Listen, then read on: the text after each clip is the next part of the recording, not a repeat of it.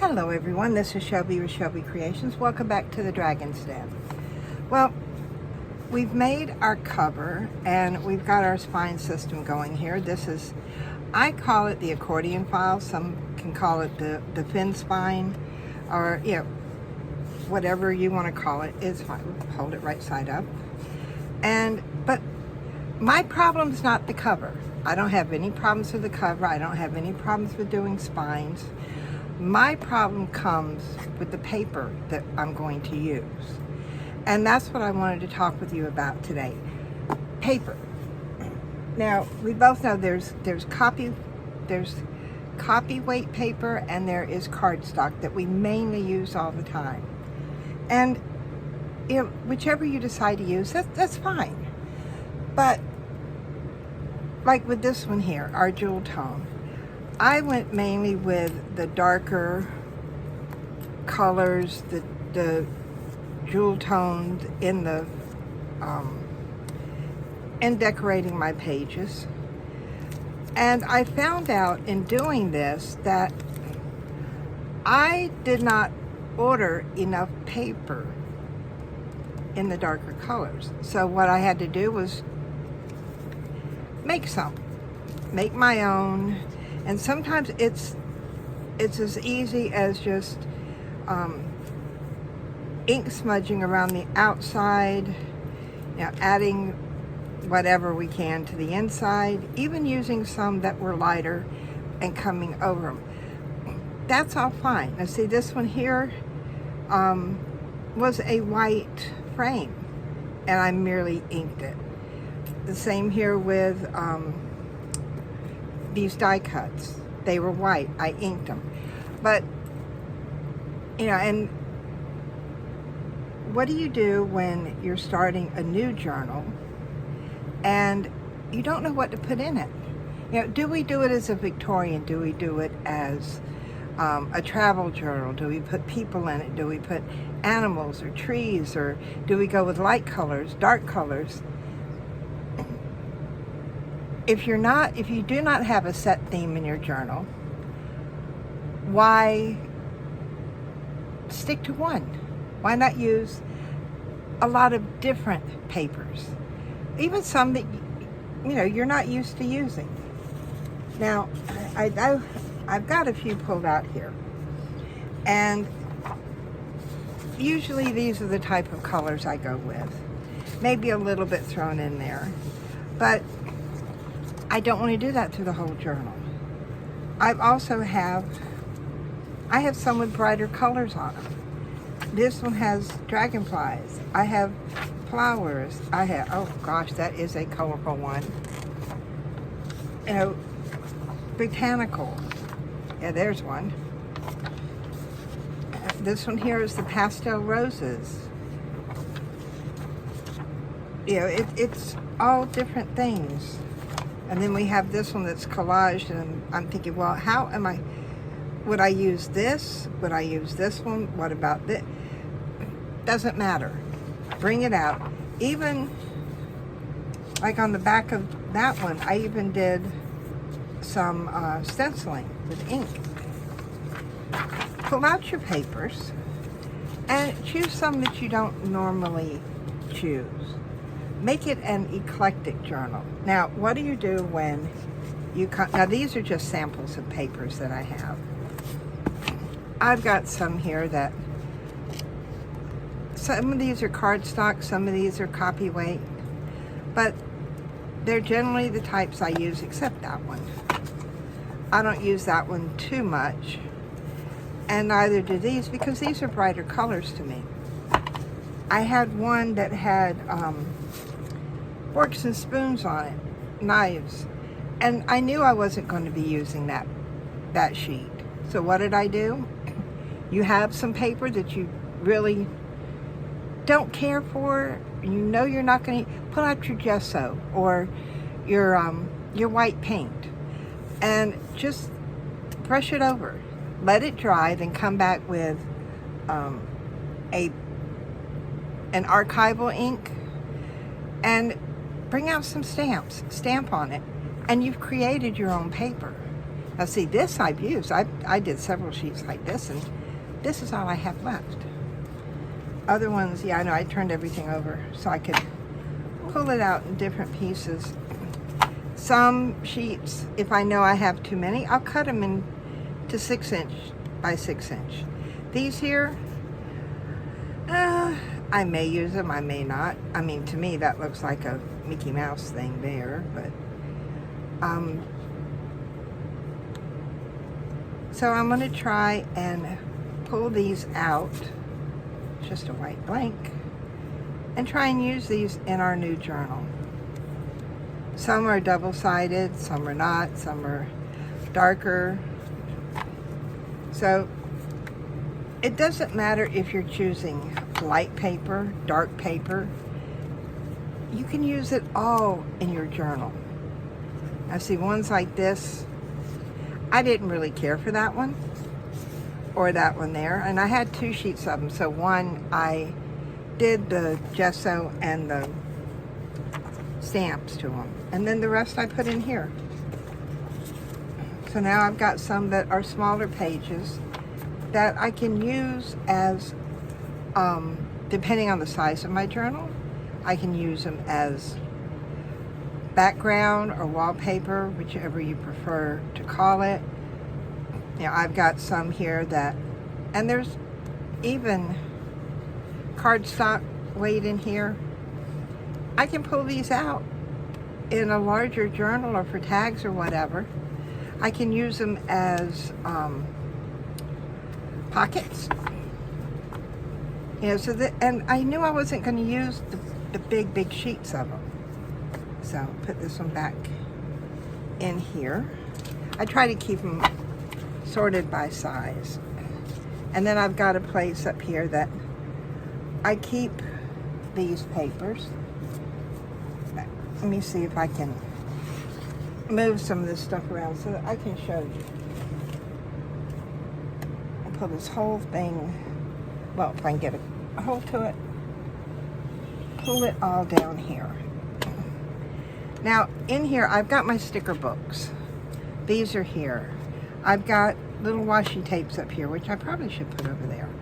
But in the back in here, is where I stick these papers. Why? Because I know I'm going to be pulling from them quite a bit. So I want them within reach. And there we go. I do put these on this side because these are blocking quite a bit. And then I've got that hole back there. So that's where those sit. And then I can, wait a minute, I had something fall down back there. My sticker book. The big one, and it won't fit on this, it won't fit in here, so I put this along the side. But when you're choosing papers, again, you can find things that you like. It can be botanical. I mean, these are just background papers, simple colors. I've got some with lines, ones with words. I've got flowers, different colors, more lines. I've got the frame type. Now, the majority of these, with the exception of these two down here, these two I did buy. Let's see, where did I get those? These were Hobby Lobby. So, and even though they have the stamp, I'll run these through my printer. That's another thing. Digital paper. This is one of 3 of these things I have with digital paper in it. And digital papers are those that it's like I'll buy paper on Etsy, but I'll buy the digital copies of it, and then I download it, and I just print it out from my printer, which is what all of these here are. And these are all regular printer kind of paper.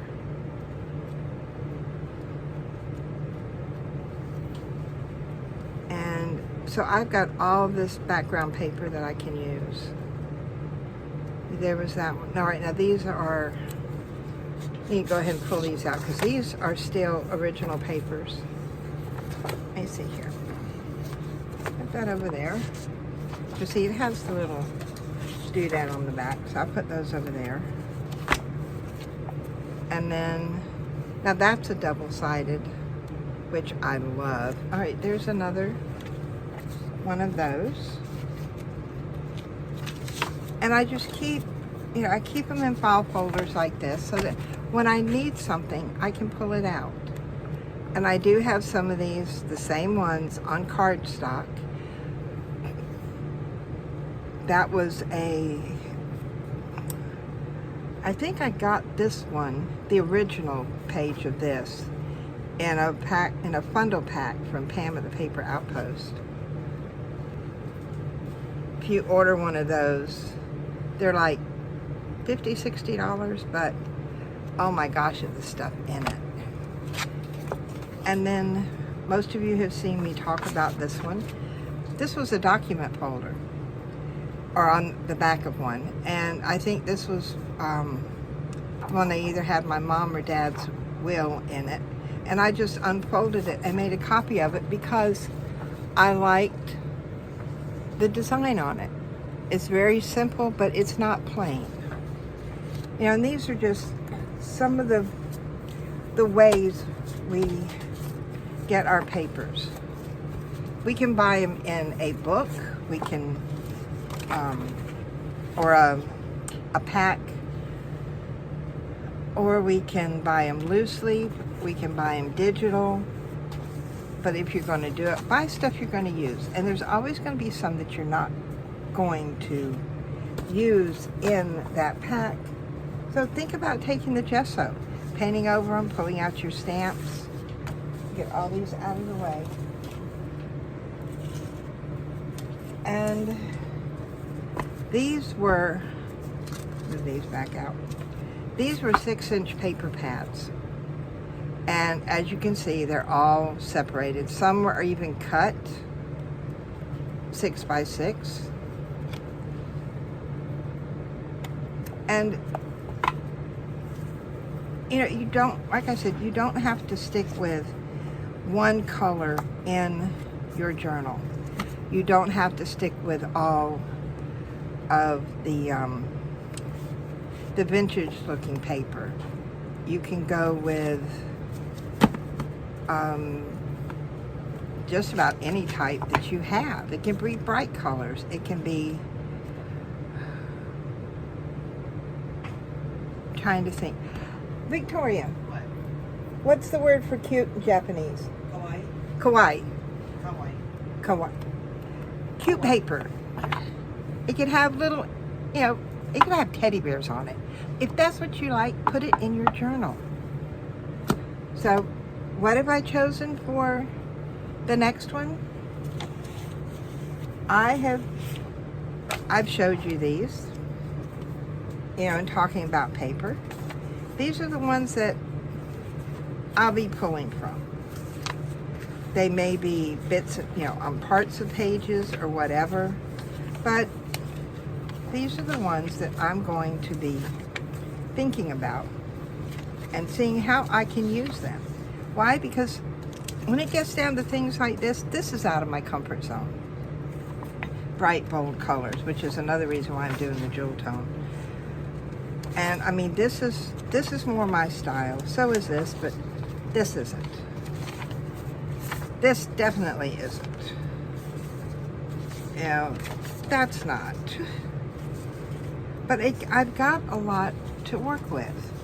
Now, these here are from patterns, are from material. I bought in what's called fat quarters. You can get them at Walmart. We used to get them at Joann's. Or, you know, I think Hobby Lobby now sells some. Or just buy a 1/4 yard of material. Bring it home, put it in your printer. You know, so I've got all this to play with in our new journal. So, is it all the same paper? No. But it's something from, it doesn't matter. You can have one page vintage. You can have one page brightly colored. The only thing that matters is that you choose what you like. Think outside the box. Go outside your comfort zone. Try something new. Every page doesn't have to be the same. Every page can be different, as we'll see in the new interactive journal. So if you've enjoyed our little look through paper, give me a thumbs up. Hit that subscribe button if you're not a subscriber yet, and the bell notification. Tuesdays and Thursdays are our junk journaling days. We have our Jewel Victorian that we're still working in, and we have our new interactive journal that we will be working on. So those are Tuesdays. Saturdays, like today, it's whatever. It could be a talk on paper, on adhesives. It could even just be cleaning up this nasty desk. And a lot of you have known how bad my desk can get. I start out with all this. I end up with a area like this to work in. But it's all something different on Saturday. So until next time, bye guys.